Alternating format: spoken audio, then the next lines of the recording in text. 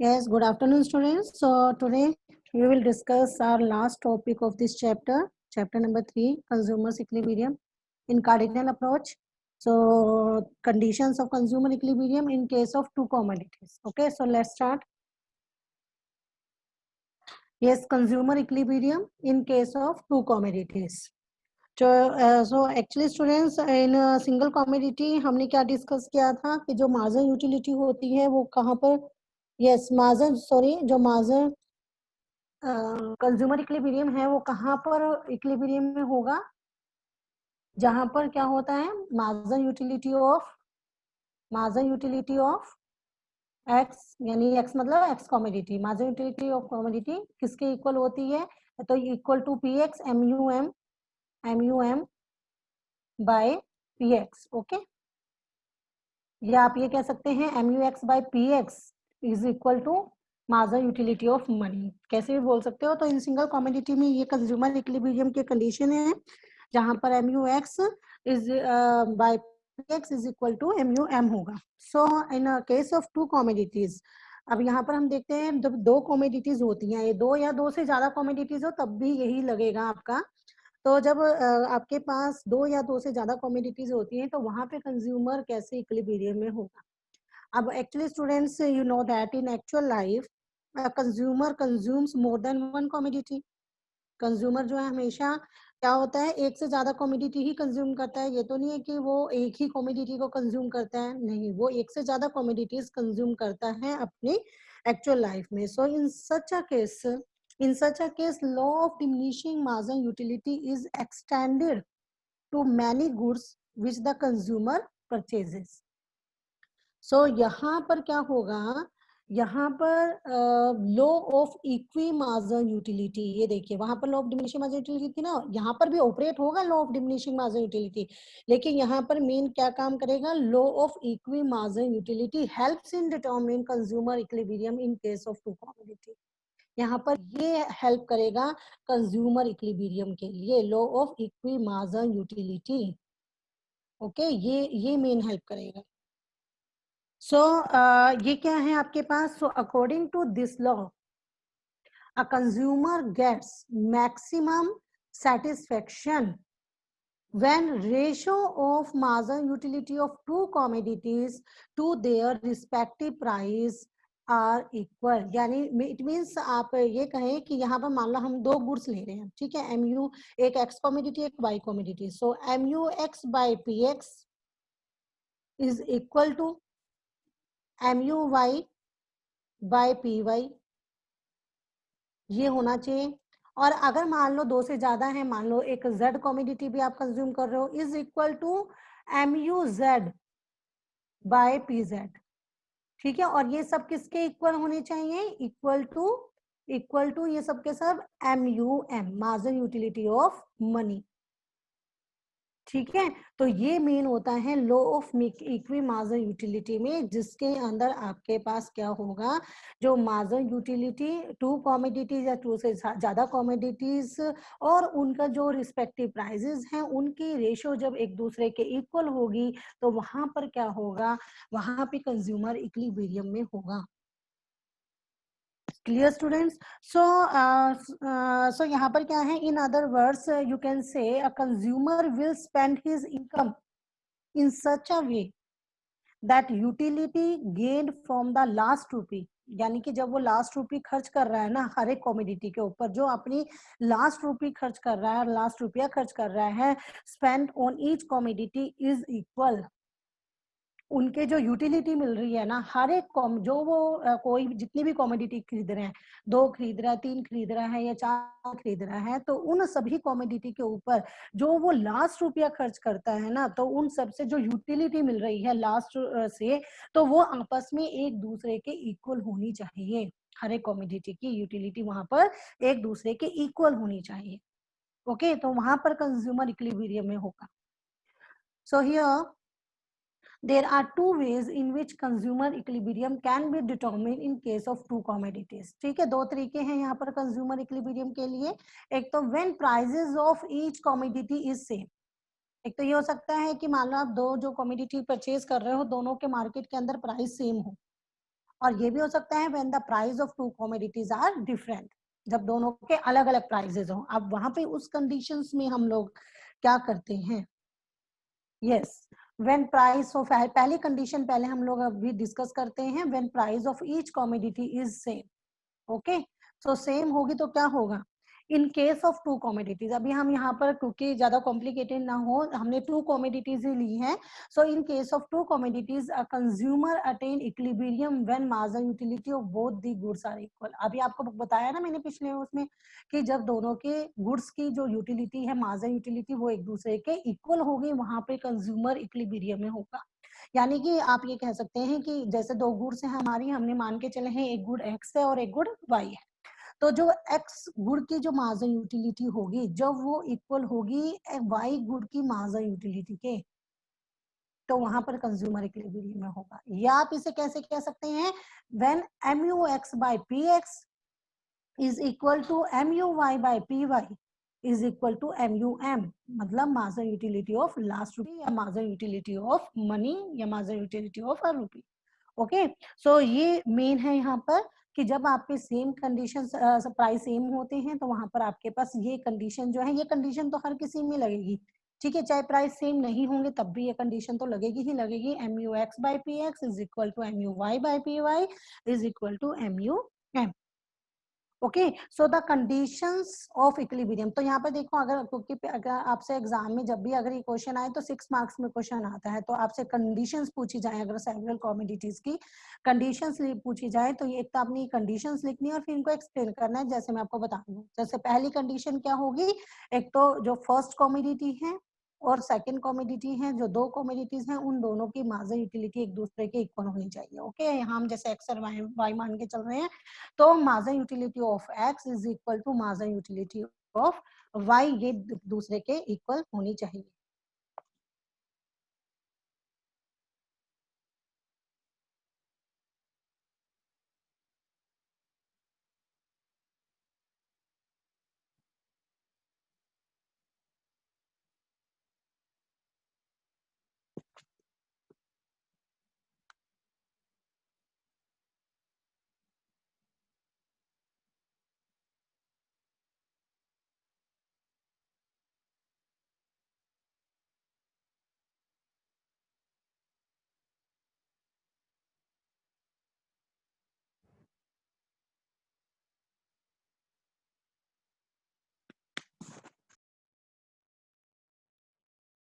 So now conditions of equilibrium are, तो हमारी जो पहली कंडीशन है कंज्यूमर इक्विलिब्रियम की, वो क्या है, margin utility of X is equal to margin utility of Y.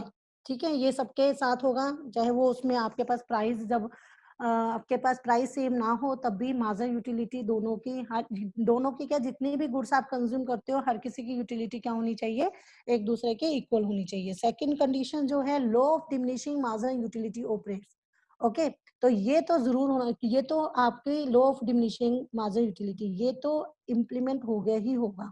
जहां पर ये ऑपरेट नहीं होगी वहां पर फिर आपका जो law of equi margin utility है वो भी वहां पर नहीं होगी रियलाइज। ओके, सो उसके बाद थर्ड जो है, expenditure on commodity X plus expenditure on commodity Y is equal to money income.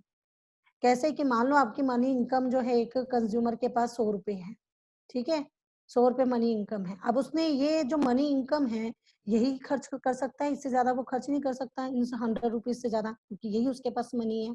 तो जो वो कॉमोडिटी एक्स और कॉमोडिटी वाई के ऊपर खर्चा करता है, एक्सपेंडिचर करता है, यानी जो उस कॉमोडिटी की मान लो एक्स गुड है, तो एक्स की जो क्वांटिटी जितनी वो ले रहा है, मल्टीप्लाई करेंगे जो उसके प्राइस हैं उससे, प्लस मान लो एक्स कॉमोडिटी की जो क्वांटिटी ले रहा है जितनी और उसके जो प्राइस है, प्लस क्या करोगे जो वाई कॉमोडिटी की क्वांटिटी है और मल्टीप्लाई जो उसके प्राइस है, ओके, उससे वाई से।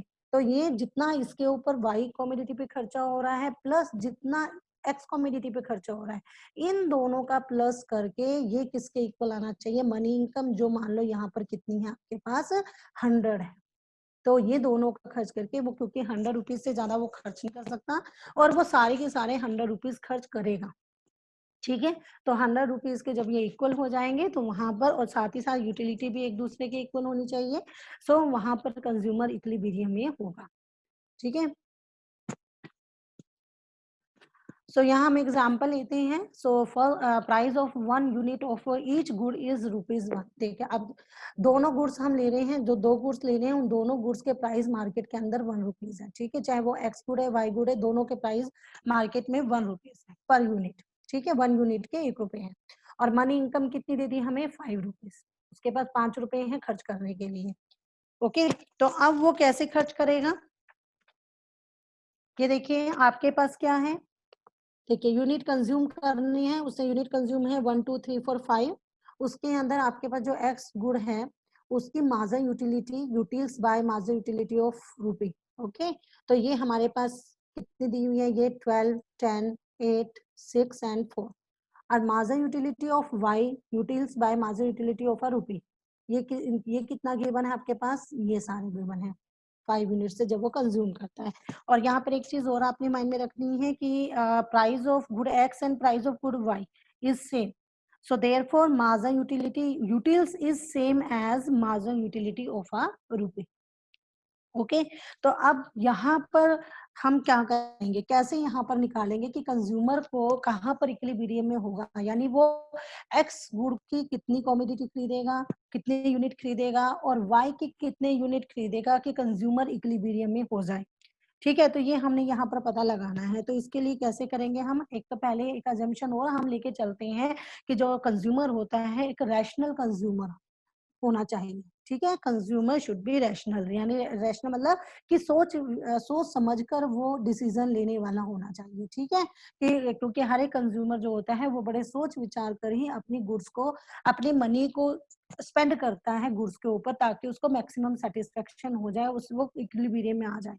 तो वो कौन कर सकता है? जो एक रैशनल कंज्यूमर होगा। तो क्या होगा? Being a rational consumer he will try to maximise his total satisfaction.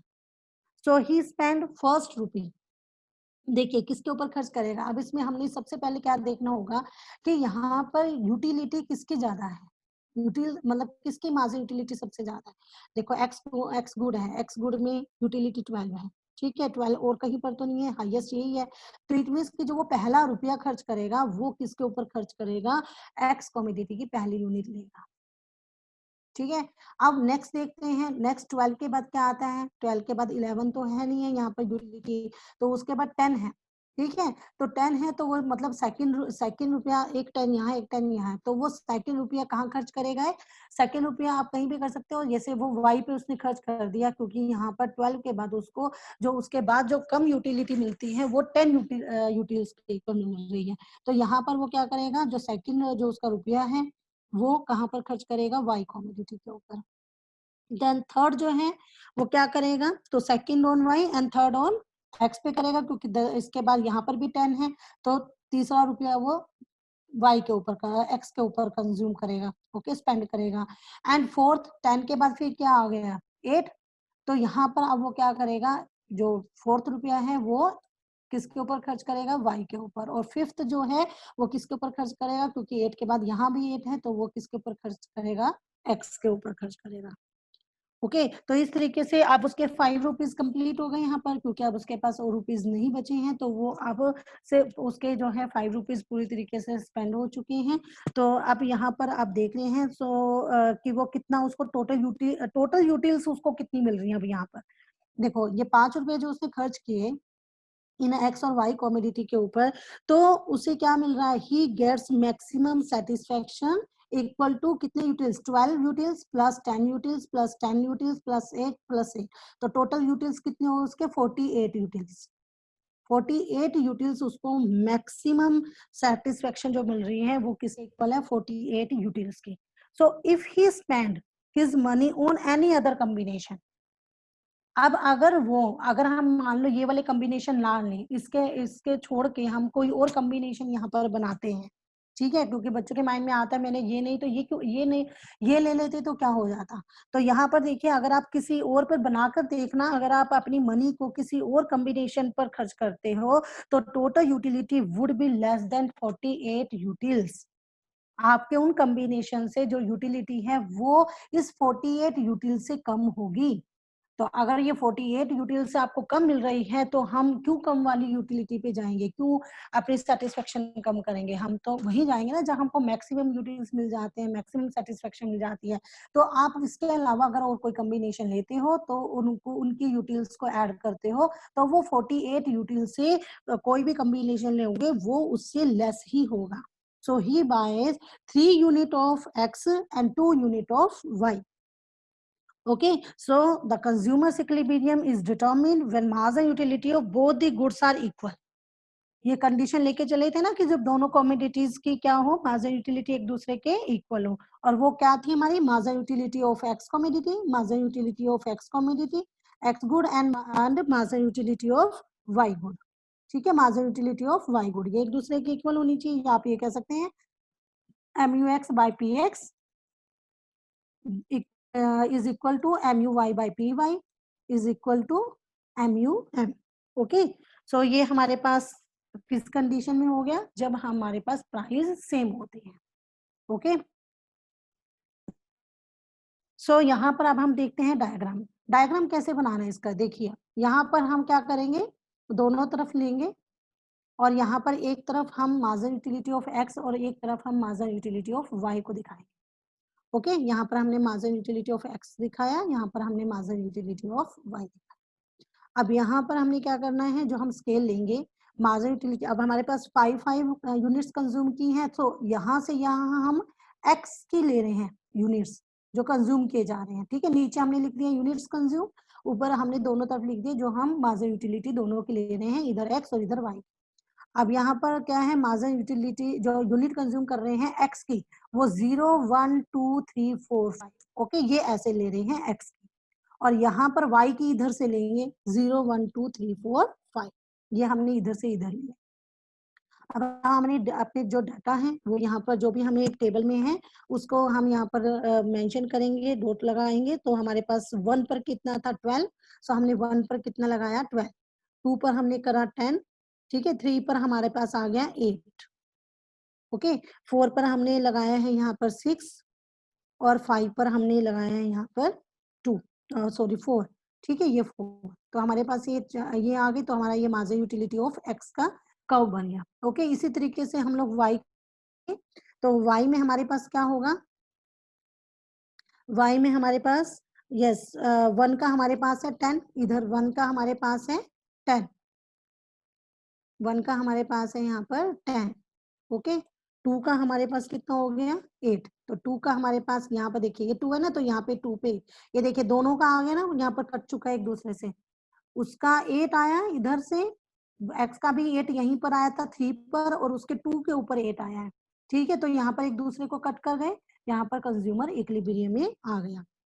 3 पर हमने क्या लगाया 6, ओके, 4 पर हमने क्या लगाया है 4 एंड 4 पर हमने क्या लगाया है 4 एंड 5 पर हमने लगाया है 2, तो इस तरीके से हमारे पास MU Y margin utility of Y का कर्व आ गया। और हमने यहाँ पर देखा है कि जहां पर कंज्यूमर एक्स के 3 यूनिट कंज्यूम कर रहा है और वाई की 2 यूनिट कंज्यूम कर रहा है, वहां पर कंज्यूमर इक्विलिब्रियम में, क्योंकि वहां पर दोनों एक दूसरे के कर्व जो है वो एक दूसरे को इंटरसेक्ट कर रहे हैं, और यहाँ पर कंज्यूमर इक्विलिब्रियम में है। Clear? Yes, next is when price of two commodities are different. जब दोनों के प्राइसेस अलग हो तो वहां पर क्या होगा? So अगर आपके पास if the prices of two commodities are different, okay, the condition of consumer equilibrium क्या होगी? देखिए सेम वही होगा, पहली कंडीशन तो कि margin utility for x by px is equal to margin utility of y by py is equal to margin utility of last यानी margin utility of money। ठीक है, पहला तो यही हो गया। अब क्या होगा, what happens if margin utility of x by px is not equal to margin utility of y by py? क्या होगा अगर ये एक दूसरे के इक्वल नहीं होंगे? तो दो कंडीशंस हो सकती हैं, या तो margin utility of x by px greater than होगा, या तो ये इससे ग्रेटर देन होगा, या ये इससे ग्रेटर देन होगा y। ठीक है, या तो ये mu x by px इससे ग्रेटर देन होगा, या mu x by px इससे लेस देन होगा। तो जब ये ग्रेटर देन होगा तो क्या होगा, a consumer gets a more marginal utility from last rupees spent on X as compared to Y। जो वो लास्ट रुपया खर्च कर रहा है, अगर वो मान लो एक्स के ऊपर खर्च करता है, क्योंकि अभी उससे उसको मार्जिन यूटिलिटी क्या है, उसकी ज्यादा है वाई का कंपेरेटिवली, तो अगर वो अपना जो 1 रुपया जो वो रुपया खर्च कर रहा है, अगर वो एक्स के ऊपर खर्च करता है तो उससे उसको कंपेरेटिवली वाई के ज्यादा यूटिलिटी मिलती है, तो वो क्या, तो वो एक्स को खरीदना प्रेफर करेगा, so he would prefer to buy more of x and less of y. और फिर यहाँ पर क्या होगा, law of diminishing margin utility operate होगा, ठीक है, और जब ये ऑपरेट होगा और वो एक्स को ज्यादा खरीदेगा तो एक्स की मार्जिन यूटिलिटी गिरेगी, so it will cause the cause fall in marginal utility of x and rise in marginal utility of y। ठीक है, x की तो ये गिरनी शुरू हो जाएगी, फॉल होगी, और y की बढ़ेगी, और ये तब तक कंज्यूमर कंटिन्यू रखेगा इस सिचुएशन को जब तक कि marginal utility of x by px is equal to marginal utility of y by py नहीं हो जाए। ओके, इसी तरीके से if marginal utility of x by px is less than marginal utility of y by py, तो क्या होगा, अब यहाँ पर उसको y से यूटिलिटी मिलेगी ज्यादा अगर वो इसके ऊपर अपना रुपया खर्च करता है, so the consumer gets more marginal utility from the last rupee spent on y as compared to y। So वो क्या करेगा, he prefer to buy more of y and less of x। So अब यहाँ पर भी law of diminishing marginal utility operate होगा, और it will cause fall in marginal utility of y and rise in marginal utility of x। ठीक है, अब इससे क्या होगा, जब वो y के ऊपर खर्च करेगा, y को ज्यादा कंज्यूम करेगा, तो उसकी यूटिलिटी क्या होगी, मार्जिनल यूटिलिटी फॉल होगी और x की इंक्रीज होगी, और तब तक करेगा the consumer would continue to buy more of y till marginal utility of x by px is equal to marginal utility of y by py। Clear students? So now जो इसमें second जो हमारे पास condition है वो है law of diminishing marginal utility operates because if law of diminishing marginal utility is not operating, अगर operate नहीं होती है तो law of equi marginal utility may not be realise. Okay, तो वहां पर ये नहीं होगी, इक्वी मार्जिनल यूटिलिटी जो है वो शायद रियलाइज ना हो। सो उसके बाद टोटल एक्सपेंडिचर, ये मैं आपको कल क्लियर कर चुकी हूँ पीछे, क्योंकि टोटल एक्सपेंडिचर मतलब अगर आप एक्स और वाई दो कमोडिटीज कंज्यूम कर रहे हो तो उनके जो टोटल एक्सपेंडिचर होंगे वो किसके इक्वल होने चाहिए, मनी इनकम के, जो आपके पास गिवन होगी। ठीक है, और टोटल एक्सपेंडिचर कैसे निकलते हैं, जो आपके पास वन फर्स्ट गुड है वो उसकी क्वांटिटी को मल्टीप्लाई करोगे प्राइस से, प्लस जो सेकंड कमोडिटी है उसकी क्वांटिटी को मल्टीप्लाई करोगे उसके प्राइस से, और वो जब उन दोनों को प्लस करोगे तो वो किसके इक्वल आनी चाहिए, जो आपकी मनी इनकम है। ओके, यहाँ पर P1 क्या है, price of first good, X1 क्या है, quantity of first goods, P2 क्या है, प्राइस ऑफ सेकंड गुड, और X2 क्या है, क्वांटिटी ऑफ सेकंड गुड, और मनी M क्या है यहाँ पर, money income of a consumer. Okay, now हम यहाँ पर एक ऐसे ही जैसे हमने पीछे लिया था जब प्राइस सेम होते हैं, एक एग्जांपल लिया था, टेबल से दिखाया था आपको डायग्राम से, ऐसे ही यहाँ पर भी हम लोग जब प्राइस सेम ना हो तब क्या होगा, तो वहां पर भी एक एग्जांपल ले रहे हैं, तो ये कुछ एजम्पशंस के ऊपर हम एक टेबल शो करेंगे। एक तो law of diminishing marginal utility is applicable for both the commodities. Second, price of good x, देखिए यहाँ पर गुड एक्स 1 है, उसके प्राइस 10 रुपीज दे रखे हैं, और प्राइस ऑफ गुड 2 इसके कितने दे रखे हैं, 2 रुपीज दे रखे हैं, तो दोनों के अलग अलग हैं, इसके 10 रुपीज है, फर्स्ट गुड है उसके 10 रुपीज है पर यूनिट, और इसके 2 रुपीज पर यूनिट है, और आपको टोटल मनी इनकम कितनी दे दी, 30 रुपीज जो है वो क्या करने हैं, वो स्पेंड करने हैं। तो आप ये देखिए यहाँ पर एक शेड्यूल जो दिया हुआ है, यहाँ पे एक्स कमोडिटी का शेड्यूल दिया हुआ है। ओके, एक्स कमोडिटी का शेड्यूल दिया हुआ है और यहाँ पर वाई का दिया हुआ है। अब इसके अंदर जो यूनिट उसने 1 to 7 कंज्यूम कर रहा है यहाँ पर, ठीक है, उसके बाद marginal utility of x utils में गिवन है, ये गिवन है यहाँ पर। ठीक है, प्राइस हमारे हमारे पीछे दिए हुए हैं 10, सारे 10 रुपीज हैं। अब हमने, आपको पता है कैसे निकालते हैं बच्चे, मार्जिनल यूटिलिटी ऑफ रुपी, क्योंकि यूटिल्स में गिवन है ना, प्राइस अलग है, तो marginal utility of x utils में है तो उसको रुपी में हमने कन्वर्ट करना है, तो उसके लिए क्या करेंगे, जो मार्जिनल यूटिलिटी ऑफ यूटिल्स है उसको डिवाइड करेंगे प्राइस ऑफ एक्स कमोडिटी से, तो इसको डिवाइड करा 100/10 10, ठीक है, 80/10 8, फिर 6, ओके, 4 2 0 और -2। ठीक है, हमने कैसे चेंज किया इसको, MUX utils divided by PX, तो हमारे पास क्या आ जाएगा, मार्जिनल यूटिलिटी ऑफ अ रूपी। ओके, इसी तरीके से मार्जिनल यूटिलिटी कमोडिटी वाई में मार्जिनल यूनिट्स ऑफ वाई दी हुई है 7 जो हमने कंज्यूम की है, उसके बाद उसके यूटिल्स में दी हुई है मार्जिनल यूटिलिटी ऑफ वाई, और प्राइस हमारे पास पीछे हमने देखे थे 2 रुपीज गिवन थे, तो अब हमने मार्जिनल यूटिलिटी ऑफ रुपी निकालना है, इनको डिवाइड करेंगे आपस में, ठीक है, इसको डिवाइड करेंगे सबको, 2 से डिवाइड करेंगे हम लोग, तो यहाँ पर क्या होगा 12, 11, 10, 9, 8, 7, 6। अब यहाँ पर क्या होगा, देखिए यहाँ पर एक तो हमारी ये कंडीशन फुलफिल होनी चाहिए, marginal utility of a rupee is equal to marginal utility of x by P x और marginal utility of y by P y. Okay, अब इसे हमने क्या, यहाँ पर हम कैसे पता लगाएं कि क्या करना है। पहली कंडीशन तो ये है हमारे पास M U x by P x is equal to M U Y by P y is equal to M U M. पहली कंडीशन तो हमारी ये होती है। अगर हम यहाँ पर क्या लेके चलें, पहली हम लेके चलें marginal utility of x 100 rupees, यहाँ पर 100 है ना, 100 यूटिल्स। अगर मार्जिनल यूटिलिटी ऑफ एक्स 100 है, ठीक है, डिवाइडेड बाय पी एक्स कितने हैं, प्राइस कितने हैं 10, okay, is equal to, yes, Y के आपके पास एम यू वाई यहाँ पर आपने देखना है, ठीक है।